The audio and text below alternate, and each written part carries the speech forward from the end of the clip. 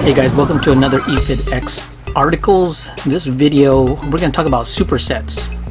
However, before I get started, if you're viewing this on YouTube, please subscribe. If you want more videos such as this, or if you're watching this on Facebook, remember to give us a thumbs up.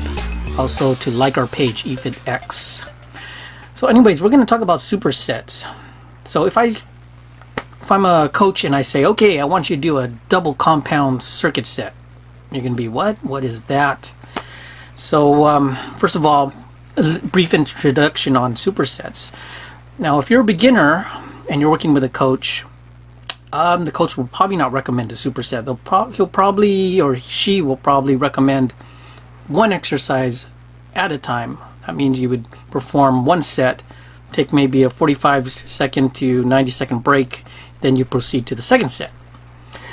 However, once you become more intermediate or novice, your coach, or you may probably already have heard of it, you're going to do two exercises back to back, and that's what people call a superset. Now, I don't know why they call it a superset.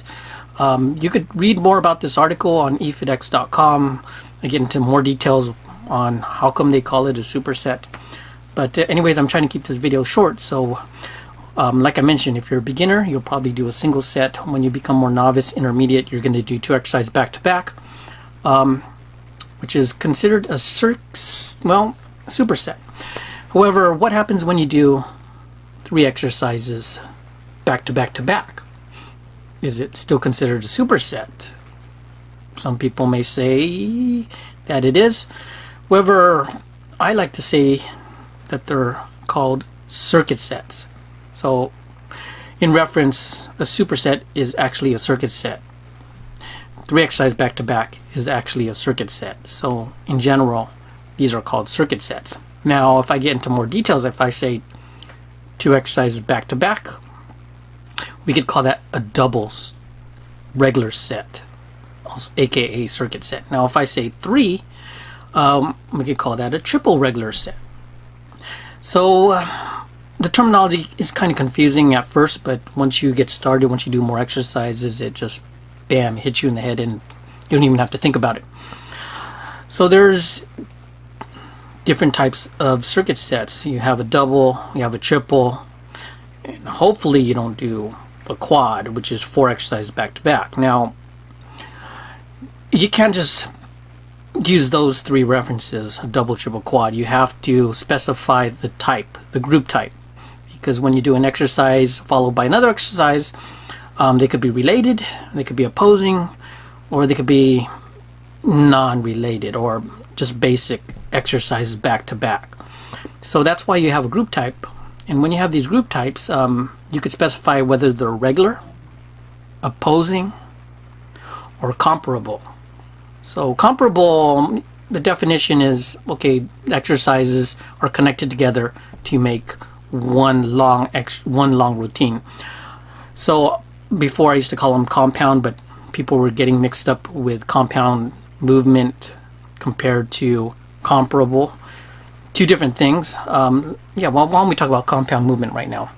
Compound movement is an exercise that involves two joints. For example, if I do this, that only involves one joint.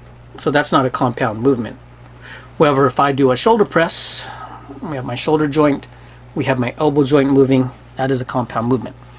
Okay, so back to supersets, because this video is not about compound movements. We have regular, opposing, comparable. Okay, that's tough to say. Comparable.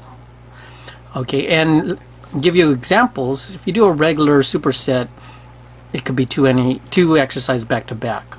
Squat, scaption, squat, scaption, squat, curl. Doesn't have to be a squat first. Doesn't have to be the curl first.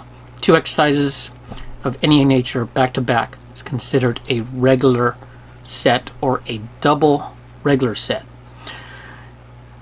Now, the other type is called opposing, and if you read the article, I discuss about Arnold Schwarzenegger, how he used this technique when he was training for Mr. Olympia. And opposing superset is, for example, is if you do a push-up, okay, the resistance is going this way. Immediately you follow with opposing muscle. So if I'm pushing, the next exercise will be a pull. For example, a row. So narrow push-up and a bent over row. Sorry, I have a chair here. You do those two back to back and you have an opposing muscle set. Okay, another example is bicep curl followed by a rope push down. Okay. Opposite movements, you could refer to them as the agonist and the antagonist. Okay, well, agonist is the bicep when you're doing this movement, antagonist is the tricep. So once you identify which is which, you perform each exercise back to back. Okay, so now we have regular, two exercises of any nature, opposing when you have the agonist and antagonist trained back to back, and we have comparable. So comparable are two or three exercises that are related to the same muscle group. So for example, a leg exercise followed by another leg exercise followed by another leg exercise, or a quad exercise followed by another quad exercise followed by a third quad exercise, or two exercises. I just mentioned three because what the heck, I might as well give you a triple. So if I say triple comparable set, you could do a side lunge, to a squat, to a deadlift. Okay, so you're working the same muscle group within the circuit set. Okay, well, this wraps it up. If you are interested in reading more, please check out efitx.com, and remember to subscribe if you haven't done already, and also stay tuned for more videos.